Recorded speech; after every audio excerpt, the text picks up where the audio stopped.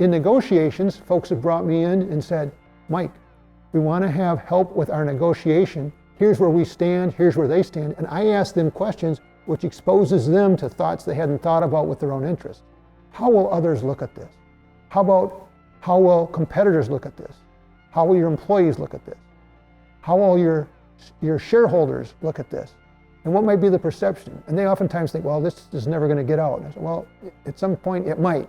And you want to think about that. And how about your own values? You said you have a mission statement, you have a vision statement, you have values. Do you really believe these or not? And if you don't, that's okay. I'm not judging.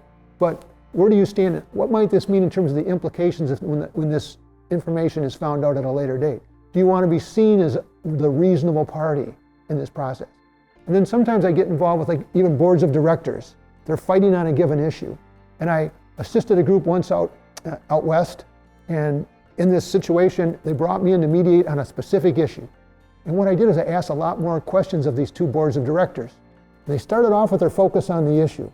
But as time went on, they went from focus on that issue to, I asked a lot of other questions. It's like taking the visors off. And when they did, they came up with a much better set of solutions. After it was over, one of the members of the board of directors said to me, Mike, you're not a problem solver, you're a solution provider. And I said, what do you mean by that? And they said, a problem solver is brought in to answer a given problem. We brought you in to assist us with a problem. But you asked enough questions and we thought about things differently. We came up with solutions we never would have come up without you. So I took that as, wow, that made me feel really good. But since then, that client and others have been, by word of mouth, been referred back to me. So I get involved with situations that are on a wide variety of things. I've been involved with startups out in the Silicon Valley. I've been involved with multi-billion-dollar companies with billion-dollar issues, and they've been all over the country.